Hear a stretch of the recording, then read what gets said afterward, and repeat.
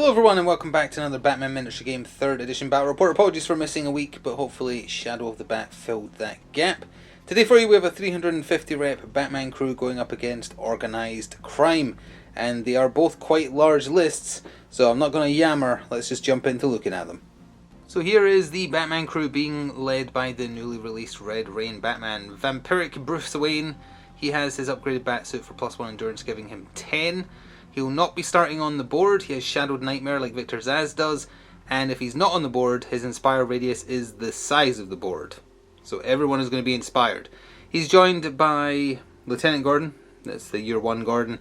Then we've got GCPD Cop 2 with the taser at the back there, a detective who has extra ammo. Merkel, who has a helmet, even though he doesn't really. Bullock, of course, and then this is the old first edition swap guy who came with the first edition Gordon. He's being used as a stand-in for the second edition Foxtrot. It's still a guy with a shield, 5 health, 5 willpower, and flash grenades. Just to fill a space, so he's a stand-in, but it's essentially the same miniature, but first edition sculpt rather than second edition, and that covers it.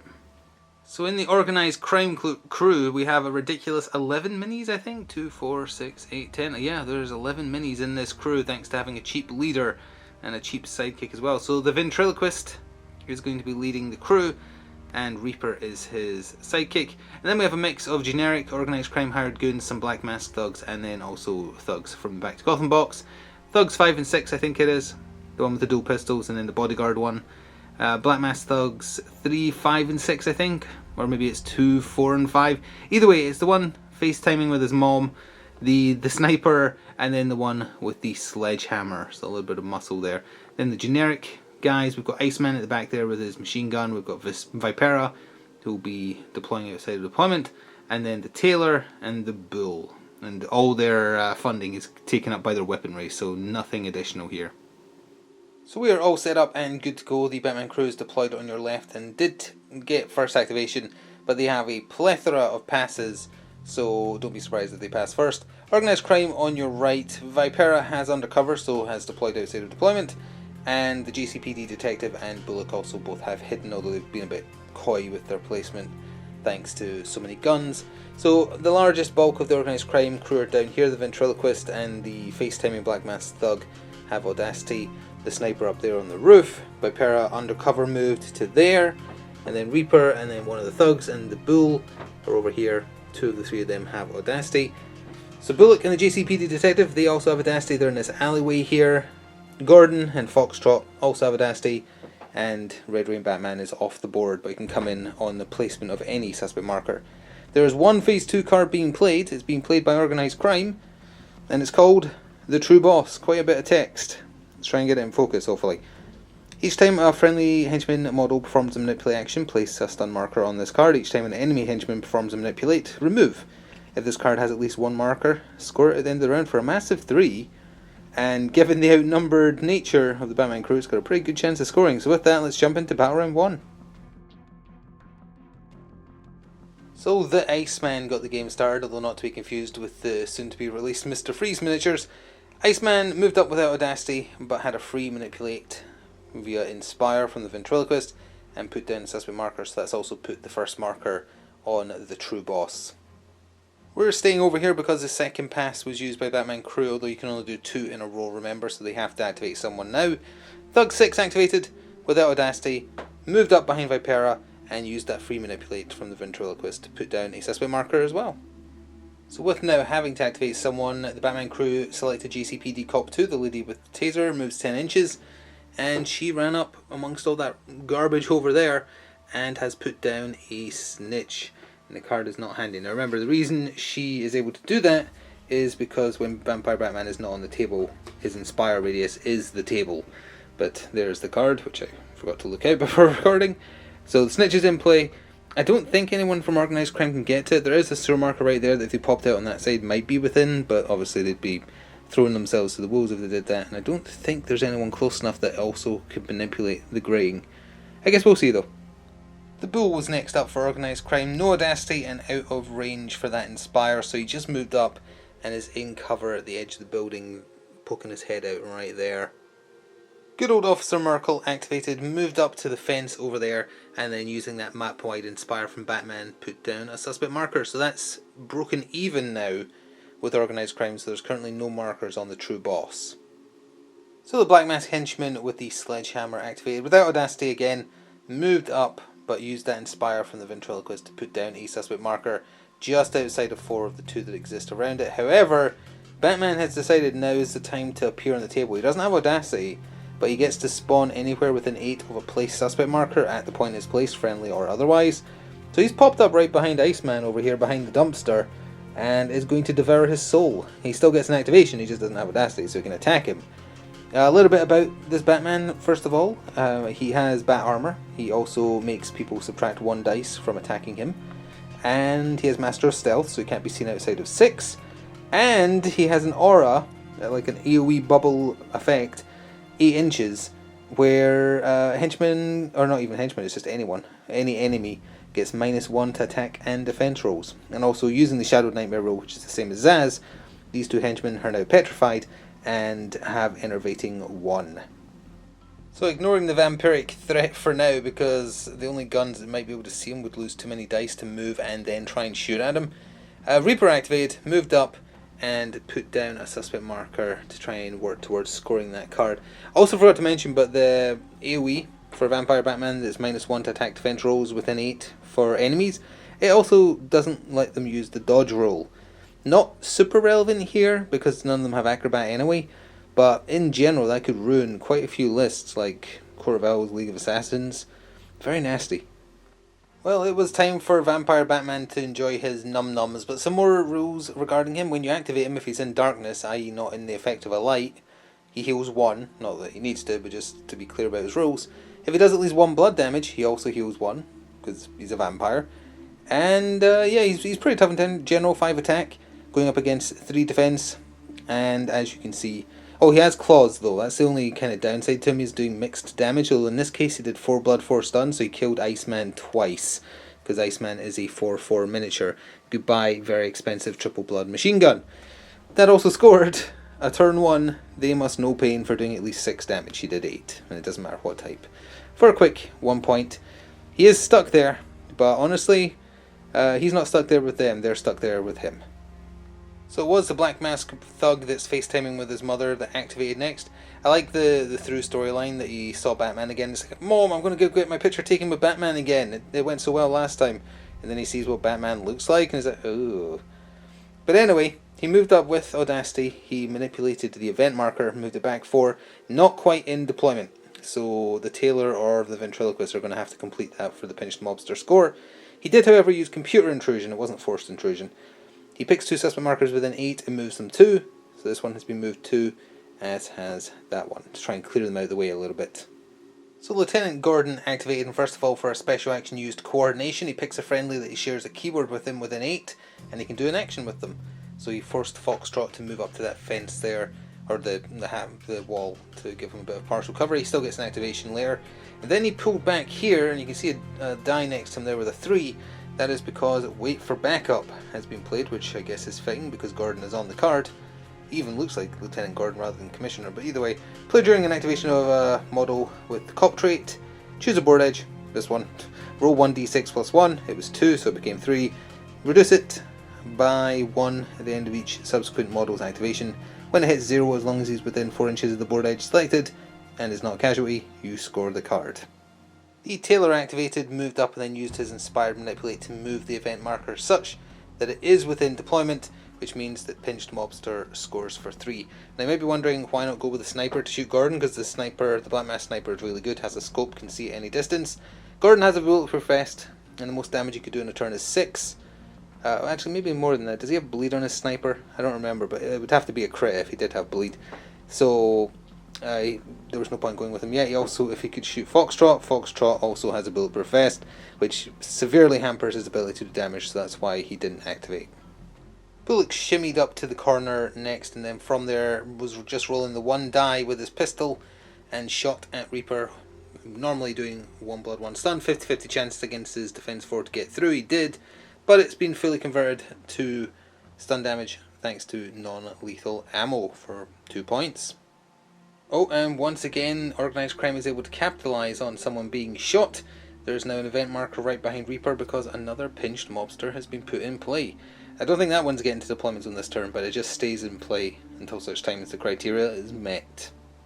So the other thug from the Back to Gotham box, the generic ones, moved up with Audacity. He activated the event marker with his Manipulate. Move it back 4. It's not in deployment, so it will be next turn that it's got the best chance to score, but he's at least put it in position. And upon the completion of his turn, Gordon's timer ticks down, and Wait for Backup has scored for 2. It was time for Foxtrot to activate. He moves 10, so quite a lot of distance to cover thanks to Gordon pushing him up. And that was more than enough to get into the base-to-base with the suspect marker was in the middle of the street there. And he revealed it, which triggered a couple of things, one from each side. Although it does put him in a precarious position, although he does have a bulletproof vest, so he's got a little bit of protection against guns. And his shield is protected for +1 to defense rolls if he gets hit in combat, so hopefully he'll do alright. I think he has 5 HP. Yeah, he's a 5/5 mini. So him revealing that suspect marker scored a comb through everything for the Batman crew, just for revealing a suspect marker. And you can choose to draw an extra objective card and discard 1 if you want, for 2, but it also triggered the program for organised crime. When an enemy model reveals a suspect marker, mark it in some way. When that model is removed as a casualty, score this card. So there is now a price on Foxtrot's head, which might make it worth the while the sniper to shoot at him, even though he can't kill him in one turn. He does have bleed on the sniper incidentally, but it's bleed 2, so the most damage you can put out against someone with a bulletproof vest is 5. So we're back over here because the real boss, i.e. Scarface / the ventriloquist, decided it was time to activate. From where he started, he was within range to shoot at Foxtrot, losing a die, of course, to the bulletproof vest, although you'll notice that Foxtrot has since moved as well. We'll get to that in a second. Oh yeah, I erroneously said that the most damage he can put out against someone with bulletproof armour is 5. No, he can't. It's 3, because you can only get the bleed on a crit, and the crit die, or strength die rather, is the first die taken away. So no, you can't. Either way, after managing to get 2 hits through against Foxtrot for 2 blood, 2 stun, Ventriloquist moved over here to try and escape Vampire Batman, and is close to the bodyguard, and then he used for special action Goad, and goaded Foxtrot forward a little bit, such that Vipera, who does not have Audacity, and Mr. Sniper can perhaps combine their power to remove him from the board. So we're already up to the last activation for the Batman crew with 3, I think, still to go for organised crime. They did use quite a few of their passes, although they have some left over. The GCPD detective moved over here such that he is in base to base with that sewer marker. He was also within 8 that he could take some shots at the sledgehammer wielding Black Mask thug. Well, sorry, 1 shot because of the 2 you lose from moving and firing.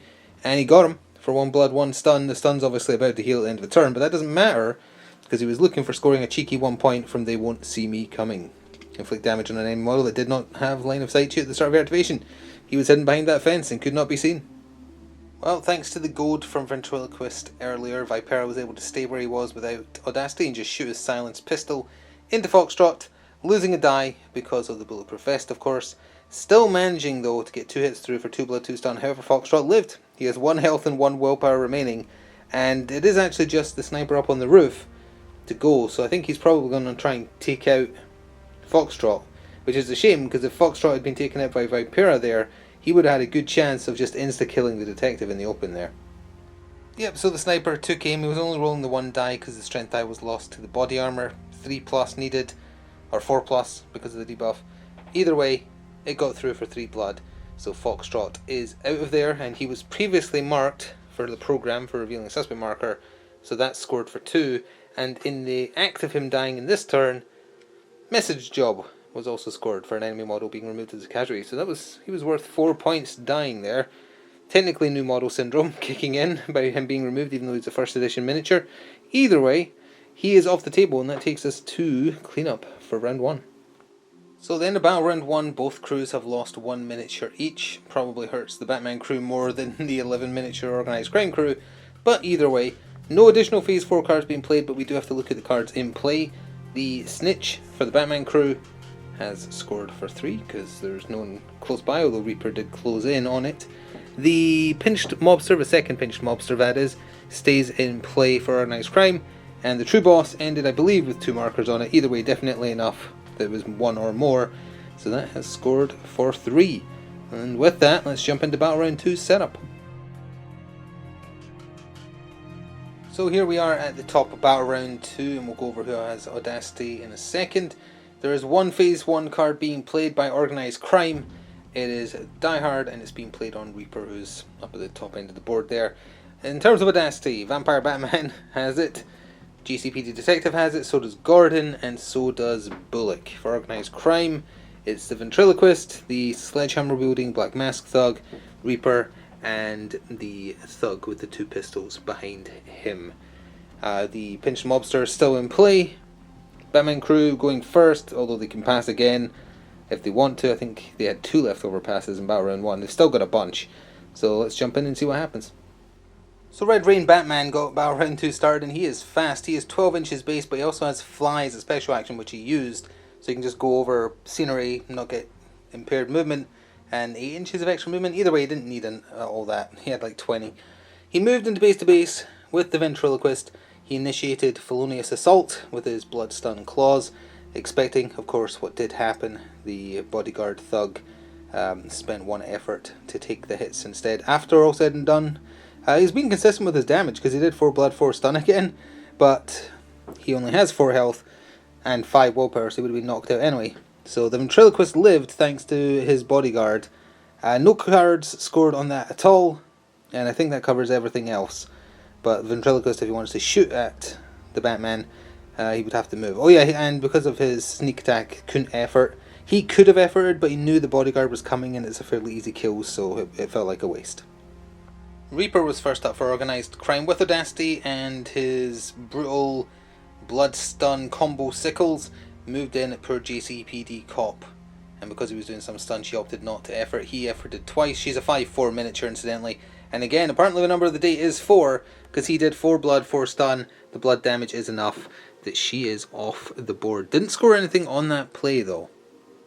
So despite seeing, or at least hearing, what happened to the GCPD Cop 2, Bullock moved up from his corner, and using his detective role so he can manipulate suspect markers without having to be in base to base, so he didn't fully move up, he got rid of the enemy suspect marker that was there, and that scored his unique card. Wrong place, kid. Reveal an enemy suspect marker at least 6 inches away from any of your models with the cog trait, with the exception of the model revealing the suspect marker, which he did. Actually, I just realised he could use evidence tampering to put down his own suspect marker. I'm not sure if they want to do that. Check later. Also, thanks to him doing that, he's put a price on his head. A bullet for Bullock. The program again, we've seen this before, except this time he's the one with the price on his head. The Ventriloquist activated and moved away from Red Rain Batman because he is terrified of him, all the way up here. Now, his Tommy gun, base rate of fire 3, strength die makes it 4. You lose the strength die to the bat armor, you lose 2 for moving, that leaves 1 die, which immediately gets lost to his vampire roll, so you couldn't shoot him. There was still a reason for him to pull back though. He put down a suspect marker just so he did something, but more importantly, he's now sharing his Inspire bubble with these henchmen over here, which means that might be a problem for Bullock. The GCPD detective decided it was time to take a walk through a horrible sewer, and did so for his turn, and has gone through all the way up here with his manipulate to pop out right smack dab there. Now, important to note, his pistol has light, so even though he's popped out such that he's base to base with the sniper here, he can still fire that gun next turn if he wants to.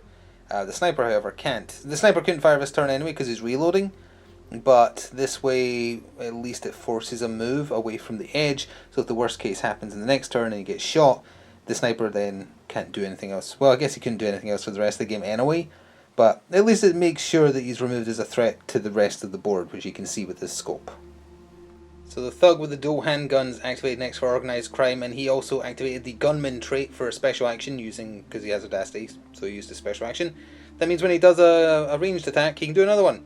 He expended all his ammo just rat-a-tat-a-tatting into poor Bullock. The first one, 3 hits through for 3 blood, 3 stun. Second one also did 3 hits for 3 blood, 3 stun. Bullock is out of there as well. The Batman crew has fallen like flies. He then moved back here, and using the free manipulate from the Ventriloquist being there, moved the event marker well within deployment zone, such that that Pinched Mobster from last turn has scored for 3. Oh, no, I was forgetting something. Bullock, of course, was part of the program, and he is also out, so that one turn, even though he expended all his ammo, earned 5 victory points. Lieutenant Gordon moved up to where you can see him. He then used coordination to make Merkel make a move to kind of use him for cover because he doesn't have audacity. Put down a suspect marker, and it has become the second snitch of the game. I think Merkel is the last one to go for the Batman crew, but there's still at least four of the hired goons for organised crime to choose from. 5, counting the sniper on the roof, although he can't really do anything. So we can actually cover 2 activations for organised crime. The sniper pulled back so that if he gets the chance he can shoot the detective in the face next turn, at which point a pass was used instead of activating Merkel. So the tailor down here without audacity and well out of range for Inspire, he just moved into base to base with Batman there. He was also, because he didn't start his activation within range of the ventriloquist, he couldn't use the black market money to buy an extra action. The second pass was used so the black masked thug that's FaceTiming with his mother, trying to tell her a story about how Batman is a vampire now without audacity, he just moved up 10 right to there, giving Merkel a nice target, but there is still that sledgehammer thug who I think could reach him. So Merkel had to activate, and it's not like he had a better target. However, we are retconning, forgot that the FaceTiming black mask thug has handyman, so he has a free manipulate, so he did put down a suspect marker. Either way, Merkel fired his double stun riot shotgun right into his face, 3 hits through for 6 stun, so he is very unconscious, and now it is over to him with audacity, Vipera without, to end off the second round. So we can cover those 2 activations now, starting with Vipera. He turned around and fired his silence pistol into Red Rain Batman, but the vampire did not care. He lost the strength die to bat armor, 1 more die to his vampiric rules, and the 2 left were rolling against his defense 5 with the -1 debuff as well, and just did nothing. So that was him done. The black mask thug with the sledgehammer 10-inch movement was more than enough to charge right on into Merkel. Kind of whiffed his attack roll, only the strength die got through, or one of the strength dice, for 1 blood, 1 stun. However, he is close enough that this snitch will not score, so we're just discarding that card right now, and we're going into cleanup. So here we are at the end of Battle Round 2, and there is no additional objective cards being scored as Phase 4s. The Black Mask Thug, who is unconscious down here, is staying unconscious in the next round. Reaper's healed 1 stun, and Merkel healed that 1 stun he just got given. And I believe that is it. In terms of cards in play, the snitch didn't score as previously discussed. But the diehard for organised crime does, because Reaper was untouched. So that's scored for 2. And with that, we are going into the penultimate round. Things are getting a lot faster now. So here is the board state at the top of turn 3. However, the Bull did not get an activation. He didn't have audacity. So he has been moved there because he's body blocking for the ventriloquist a little bit. But yeah, you missed him last time.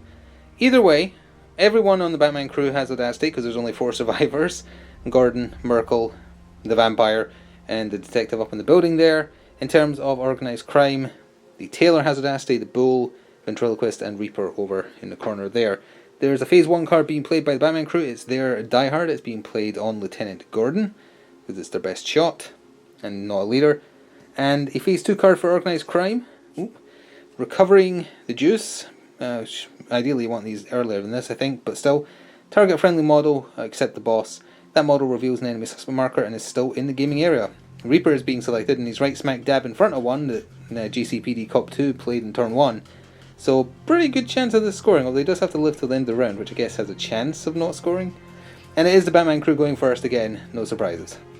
So I'm sure surprising no one, Vampire Batman got Battle Round 3 started. He flew up behind the ventriloquist. They both efforted a full 3 times. Although actually maybe he wouldn't have been able to if he was outside of 6, because then Master of Stealth would kick in. Too late now. I don't know if he was outside of 6 or within. I think he was just within. Let's go with it anyway, because I don't remember if he was outside 6. So they efforted 3 times because ventriloquist has good willpower but bad endurance. But they both countered that to each other, so it was just his base 5 attacks plus the strength die. He did well with the rolls though, and the defense rolls obviously you're needing 6s because of the -1 aura buff he's providing. So 5 hits got through for 5 blood, 5 stun. He lived because he's got 6 HP, I think. Yeah, 6 HP, but because of the stun damage he gave himself, he's actually knocked himself unconscious and managed to let Batman achieve what he was after anyway, which was back to Arkham. Make the opponent's boss KO or remove it as a casualty. So he's alive, he's knocked out on the floor, he has 1 HP left, but it doesn't matter, because that still scored for 3. So as much as it would have been fun to activate the sniper up on the roof to take out the GCPD detective, that would not have been helpful. So instead, the Black Mask Thug with the sledgehammer activated in an attempt to take out Merkel.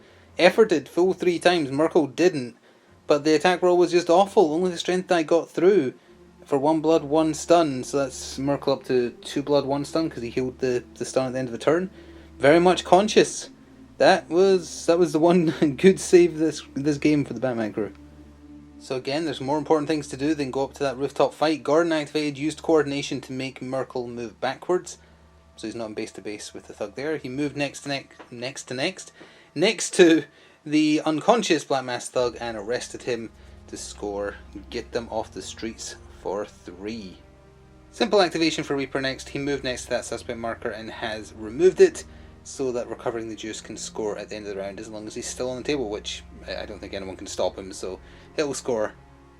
So Merkel was gonna shoot and probably knock out the Sledgehammer Black Mask Thug, but went for points instead. 10 inches, walked over here next to Gordon, they work well together, and he revealed the suspect marker, and in doing so scored on the second of the game, I believe, combed through everything. So after all that wait, the sniper finally activates, aims at the back of the GCPD detective's head that decided to come onto his roof, and only got 1 of the 2 dice through for 3 damage, meaning he's very much alive. So we're staying over here, but the GCPD detective did not engage. He backed off to the far side of the building and put down a suspect marker, which is outside of the 4, and it's a snitch, and I don't think any of the remaining organised crime can get to a sewer marker to pop up there, which is the only way they would stop it scoring. So that was the last activation in the turn for the Batman crew, but there's still a few thugs to go, even though the ventriloquist is knocked out. We can cover a couple of them real quick. Vipera out of ammo, so just moved 8 into the street there. The other thug with the dual pistols out of ammo that was next to the red building there has also started to run away. So that leaves the Bull and the Tailor, or the Bull, both with Audacity. Let's see what they decide to do. So they made their decisions, and it's not cowardice, it's planning ahead for the final turn to score cards. The Tailor came down over here, put down a suspect marker with his Audacity, and then the Bull pulled round the corner there. Now he did not put down a suspect marker, that was on purpose, and with that we're into the cleanup for the penultimate round. So at the end of battle round 3, the ventriloquist has not woken up. He needed to roll 8 or less on 2 dice, and he rolled 10, so he is unconscious. His game is done. As far as everyone else, everyone who's conscious with stun damage has healed 1, and for the cards in play, because there's no new cards being played, Gordon survived the turn, so that's 2 on the board for the Batman crew, and that snitch up there on the roof also scored for 3, so they gained 5, and recovering the juice scored for organised crime, because Reaper revealed a suspect marker and lived, so that's for 3, and with that we're into the final turn. So, dawn of the final day, here is the board state at the top of turn 4. The surviving Batman crew all have Audacity. For the organised crime crew, the Tailor, Vipera, the Sledgehammer Thug, and the Bull, I think? No, the dual handgun Thug all have Audacity. There is 1 phase 2 card being played by organised crime. It is another recovering the juice, and it is being played on the Tailor. So if he reveals a suspect marker and lives till the end of a turn, 3 guaranteed points, and for the first time in the game, organised crime has first activation. So the Tailor was the first one to activate. His 8 inches was enough to get to the far side of the suspect marker that was sitting here. He revealed it, and that's 1/2 of recovering the juice already accounted for. He's got a bulletproof vest and desensitized, so he's got a good chance of living despite Gordon and Merkel both being there. But I guess we'll see how it plays out. Merkel ignored the Tailor and instead decided to move to the far side of this suspect marker, well, the one that had been there, revealed it and scored the final, combed through everything for 2 victory points. So there isn't really anything else organised crime can do to score any cards in this game, so it was just about denial. The Black Mask Thug with the sledgehammer activated ran into Gordon's face, swung it upside his head, got 3 hits through all said and done. Gordon was getting +1 to his defense rolls because of his observation rule, and that did 3 blood, 3 stun. I think he's a 6/6 mini. Yeah, so he's half dead and half unconscious. So we're staying down here because Gordon cracked out his pistol, which he hasn't fired the entire game. It has the light roll so you can fire it in base to base. Shot the Thug, 2 hits through for 2 blood, 2 stun. With the 2 stun that was already on him, that is enough that he's actually unconscious, so Gordon can use his special action to arrest him, and that will score a get them off the streets. However, that is also the last card in hand that the Batman crew has any chance of scoring with the board state as it is. So we are going to call it there with getting them off the streets proccing and recovering the juice proccing for organised crime.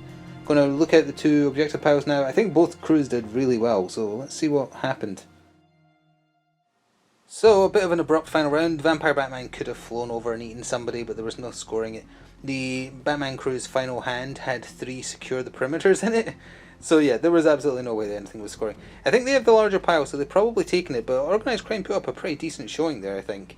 We'll talk more about that in a second. Let's see the actual results. So 3, 4, 5, 6, 7, 8, 9, 10, 11, 12, 13, 14, 15, 16, 17, 18, 19, 20, 21, 22, 23, 24, 25, 26, 27, 28, 29, 30, 31, 32. That is a very, very healthy score of 32.